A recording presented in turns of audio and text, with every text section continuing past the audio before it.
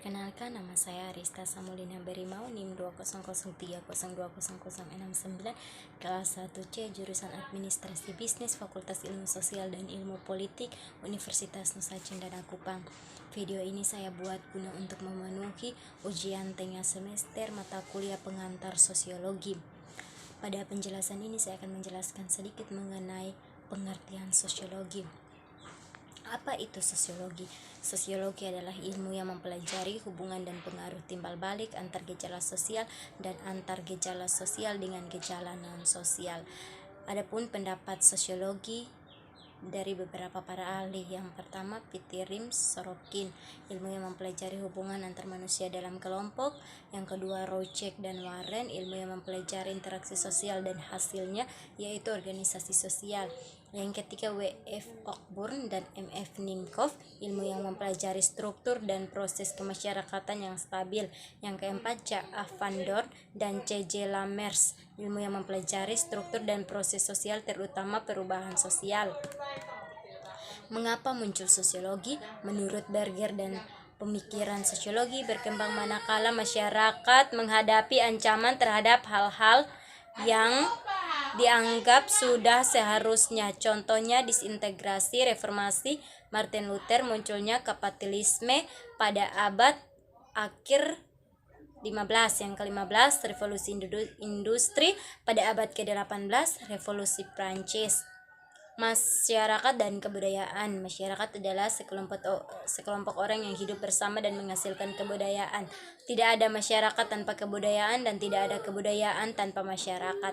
Menurut Melvin Jeherokovits, memandang kebudayaan sebagai sesuatu yang bersifat superorganik. Kebudayaan tetap eksis meskipun anggota masyarakat penduduknya berganti-ganti. Apa itu kebudayaan? Kebudayaan adalah kompleks yang mencakup pengetahuan, kepercayaan, kesenian, moral, hukum, adat istiadat, serta kemampuan-kemampuan dan kebiasaan-kebiasaan yang diperoleh manusia sebagai anggota masyarakat. Pendapat ini dikemukakan oleh E.B. Taylor. Yang kedua oleh Sello Soemarjan dan Soeleman Soemardi, mendefinisikan kebudayaan sebagai hasil cipta, rasa, dan karsa manusia. Unsur-unsur kebudayaan. Unsur kebudayaan menurut Kluckhohn dalam Universal Categories of Culture meliputi peralatan dan perlengkapan hidup manusia. Contohnya seperti pakaian, perumahan, peralatan rumah tangga, senjata, alat produksi, alat transportasi. Mata pencaharian hidup dan sistem ekonomi meliputi pertanian, peternakan, sistem produksi, distribusi, konsumsi. Sistem kemasyarakatan meliputi sistem kekerabatan, organisasi politik, sistem hukum, sistem perkawinan. Bahasa meliputi lisan maupun tertulis. Kesenian meliputi seni rupa, seni tari, seni suara, seni gerak. Sistem pengetahuan religi meliputi sistem kepercayaan dan agama. Kebudayaan terkait dengan hubungan antar manusia. Kebudayaan merupakan design for living atau blueprint for behavior yang menetapkan aturan mengenai apa yang seharusnya selayaknya dilakukan atau tidak dilakukan. Unsur normatif. Unsur normatif kebudayaan. Yang pertama, unsur penilaian, baik buruk, benar salah, menyenangkan, tidak menyenangkan. Yang kedua, unsur perintah, boleh atau tidak boleh, perintah atau larangan. Unsur kepercayaan, selamatan, upacara atau ritual. Kebudayaan sebagai sistem. Norma kebudayaan menyangkut aturan yang harus diikuti bersifat normatif. Kebudayaan menentukan cara bertindak, cara berpikir, dan cara merasa yang dikenal dan diikuti secara umum oleh para anggota masyarakat. Klasifikasi norma masyarakat. William Graham Sumner dalam bukunya Folkways mengklasifikasikan norma-norma masyarakat berdasarkan daya paksanya terhadap para anggota masyarakat. Yang pertama sebagai berikut: kebiasaan, Folkways, cara yang lazim dan wajar serta dilakukan berulang-ulang dalam melakukan sesuatu oleh sekelompok orang. Contoh, berjabat tangan, cara makan, dan lain-lain. Yang kedua, tata kelakuan atau mores, gagasan yang kuat, tenang, salah dan benar yang menuntut tindakan tertentu dan melarang yang lain. Contoh, tabu, orang Banyumanis tidak boleh berpergian pada hari Sabtu Pahing. Lembaga sosial, sistem hubungan sosial yang terorganisasi yang mewujudkan nilai-nilai dan tata cara umum tertentu untuk memenuhi kebutuhan dasar masyarakat. Contoh, lembaga keluarga, agama, pemerintah, pendidikan, dan ekonomi. Sedangkan hukum atau law tata kelakuan yang terkodifikasi, sanksinya jelas. Contoh KUHP, Undang-Undang Kesehatan, Undang-Undang Perlindungan Anak. Yang ini nilai gagasan tentang apakah pengalaman berarti atau tidak berarti. Contoh nilai tentang virginitas perempuan. Kebudayaan dan kepribadian. Setiap masyarakat memberikan pengalaman tertentu tidak diberikan masyarakat lain kepada para anggotanya. Timbul konfigurasi kepribadian yang khas dari para anggotanya. Masyarakat tersebut disebut modal personality. Sebagian besar ciri kepribadian dimiliki oleh sebagian besar anggota masyarakat tersebut. Yang kedua, kebudayaan modal. Misalnya orang Jawa halus dan tidak suka terus terang, sementara orang Batak kebudayaan modal hanya berlaku pada masyarakat sederhana dengan kebudayaan yang solid. Relativisme, kebudayaan fungsi dan arti suatu unsur adalah berhubungan dengan lingkungan atau keadaan kebudayaannya. Kita tidak bisa menganalisis sekelompok kebudayaan lain dengan motif kebiasaan dan nilai-nilai kita. Yang kedua, relativisme kebudayaan. Contoh, bagi masyarakat Indonesia hamil sebelum menikah adalah buruk, sementara bagi masyarakat suku Bontok di Filipina adalah baik, sebagai bukti bahwa wanita tersebut subur. Sedangkan bagi orang Madura, melakukan pembunuhan dalam carok adalah mulia karena membela harga diri dan kehormatan, namun menurut KUHP adalah kriminal. Etnosentrisme dan xenosentrisme. Etnosentrisme adalah kecenderungan setiap kelompok untuk menekankan keunggulan kebudayaan sendiri menjadi patokan baik buruk, benar salah, tinggi rendah, berharga atau tidak berharga.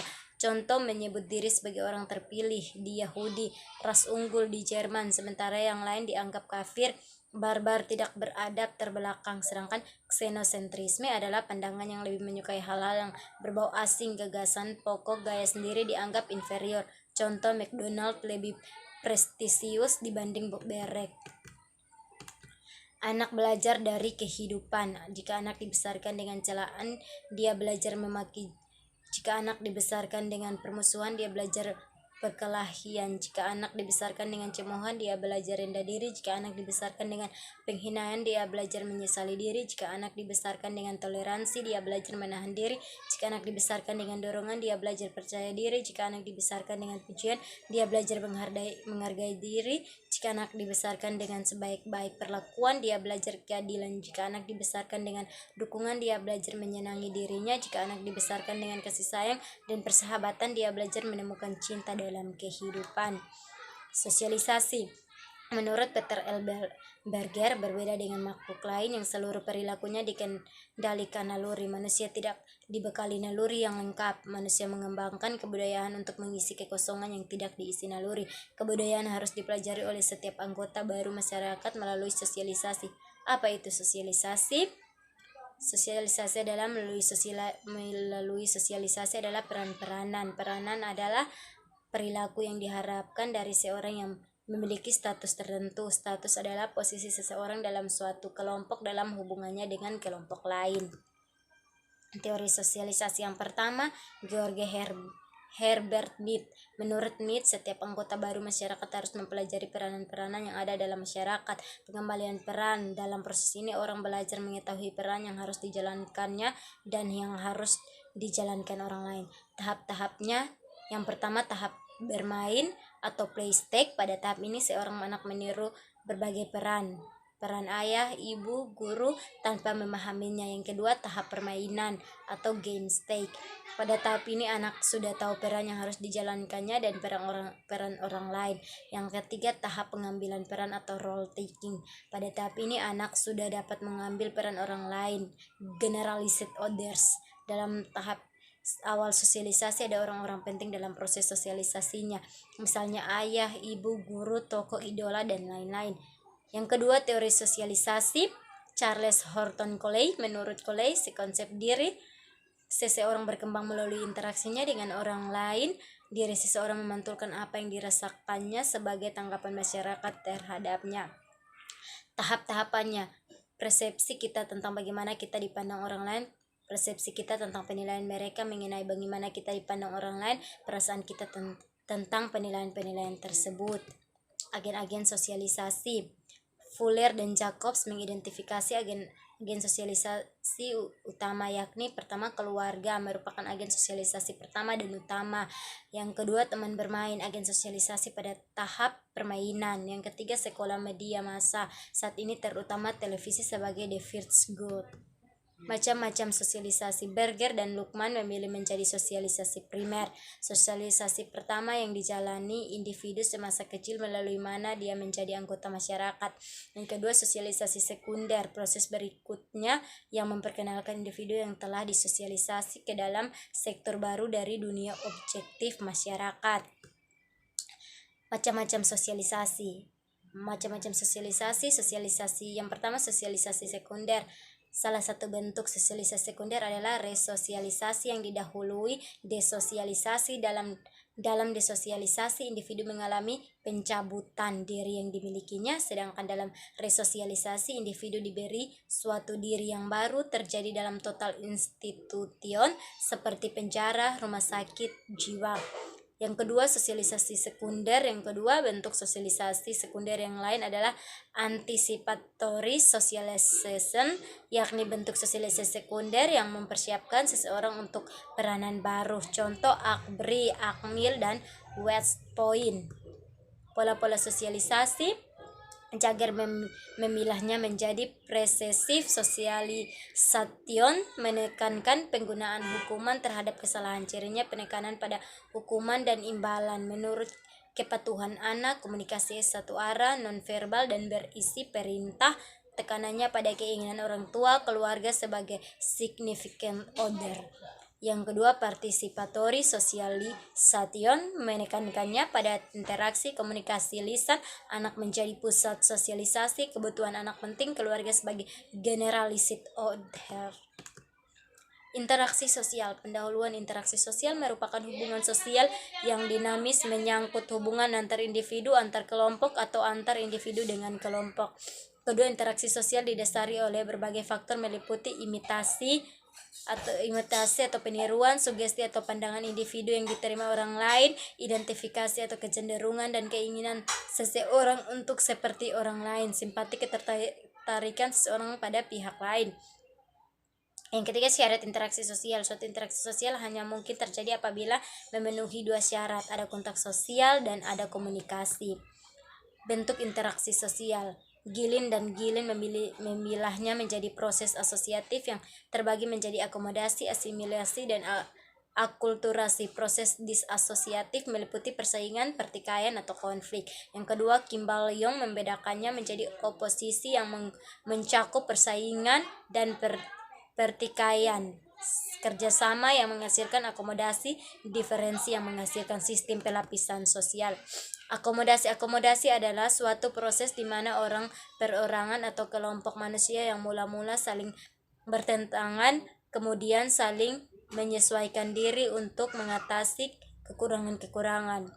Tujuan akomodasi antara lain: 1. Mengurangi pertentangan. 2. Mencegah meledaknya suatu pertentangan untuk sementara waktu. Yang ketiga, kemungkinan kerjasama. Yang keempat, mengupayakan peleburan antara kelompok sosial yang berbeda. Bentuk akomodasi: yang pertama paksaan, yang kedua kompromi, ketiga pihak ketiga, keempat penengah, kelima toleransi, keenam kemacetan, ketujuh peradilan. Yang pertama asimilasi. Asimilasi adalah pembaruan dua kebudayaan yang disertai dengan hilangnya ciri khas kebudayaan asli sehingga membentuk kebudayaan baru. Suatu asimilasi ditandai oleh usaha mengurangi perbedaan antara orang atau kelompok, artinya menyesuaikan kemauannya dengan kemauan kelompok. Yang kedua, akulturasi adalah suatu proses sosial yang timbul manakala suatu kelompok manusia dengan kebudayaan tertentu dihadapkan dengan unsur dari suatu kebudayaan asing. Kebudayaan asing itu lambat laun diterima dan diolah ke dalam kebudayaannya sendiri tanpa menyebabkan hilangnya unsur kebudayaan kelompok itu sendiri. Interaksionisme simbolik. Interaksionisme simbolik merupakan salah satu pendekatan untuk mempelajari interaksi sosial. Pendekatan ini bersumber pada pemikiran Herbert Mead. Mengikuti pemikiran Mead, Herbert Blumer mengemukakan 3 pokok pikiran interaksionisme simbolik, yakni bahwa manusia bertindak terhadap sesuatu atas dasar makna yang dimiliki sesuatu tersebut baginya. Yang kedua, bahwa makna yang dimiliki sesuatu tersebut berasal atau muncul dari interaksi sosial antar individu, bahwa makna diperlakukan atau diubah melalui proses penafsiran yang digunakan orang dalam menghadapi sesuatu yang dijumpainya. Definisi situasi. Konsep definisi situasi berasal dari William Isaac Thomas. Menurutnya, seorang tidak langsung memberikan reaksi manakala dia mendapat rangsang dari luar. Tindakan seseorang selalu didahului tahap penilaian dan pertimbangan. Rangsangan dari luar diseleksi melalui proses yang disebutnya definisi atau penafsiran situasi. Dalam proses ini, individu memberikan makna atas rangsang yang diterimanya. Menurut W. Thomas, if people define things real, jika orang mendefinisikan situasi sebagai nyata, maka akibatnya akan nyata. Dramaturgi mengemukakan pemikirannya tentang interaksi sosial. Menurutnya, individu yang berjumpa dengan orang lain akan mencari informasi mengenai orang yang dijumpainya atau menggunakan informasi yang dimilikinya antara lain untuk mendefinisikan situasi. Dalam setiap perjumpaan, masing-masing pihak membuat pernyataan dan pihak lain memperoleh kesan. Dia dibedakan menjadi pernyataan yang diberikan dan pernyataan yang dilepaskan. Keduanya bisa saling mendukung, mengucapkan turut belasungkawa dengan muka sedih atau bertentangan mengucap terima kasih dengan wajah cemberut. Status dan peranan. Pendahuluan. Salah satu perhatian para ahli sosiologi adalah struktur sosial. Struktur sosial adalah pola perilaku yang berulang-ulang yang menciptakan hubungan antar individu dan antar kelompok dalam masyarakat. Dalam membahas struktur sosial, ada dua konsep penting di dalamnya. Yang pertama, status dan peranan. Apa itu status dan peranan? Status adalah posisi seseorang dalam suatu kelompok atau posisi suatu kelompok dalam hubungannya dengan kelompok lain. Menurut Ralph Linton, status peranan adalah perilaku yang diharapkan seseorang yang memiliki status tertentu. Aspek dalam peran. Seorang tidak dapat mengisi suatu peran dengan senang dan sukses tanpa disosialisasikan untuk menerima bahwa peran tersebut berguna, memuaskan, dan sesuai. Dalam mempelajari peran, sekurangnya harus melibatkan dua aspek. Kita harus belajar melaksanakan kewajiban dan menuntut hakikat. Harus memiliki sikap, perasaan, dan harapan-harapan sesuai peran-peranan tersebut. Manajemen kesan. Sebagai perilaku peran merupakan pemeranan peran tanpa sadar karena sudah terinternalisasi sebagai hasil sosialisasi yang panjang. Namun beberapa perilaku peran merupakan upaya sangat sadar untuk memproyeksi citra diri, menciptakan kesan yang diinginkan orang lain. Manajemen kesan. Macam-macam status yang diberikan masyarakat kepada individu terlepas dari kualitas dan usia individu di bawah sejak lahir. Contoh, gelar kebangsaan, ras, etnis, gender, kebangsaan, agama, usia. Status yang diperjuangkan, status yang menuntut kualitas tertentu yang harus diraih melalui persaingan dan usaha pribadi yang perlu diperjuangkan. Contoh, tingkat pendidikan, kekayaan, dan kekuasaan. Demikian sedikit penjelasan dari saya mengenai pengertian dari sosiologi. Sekian dan terima kasih.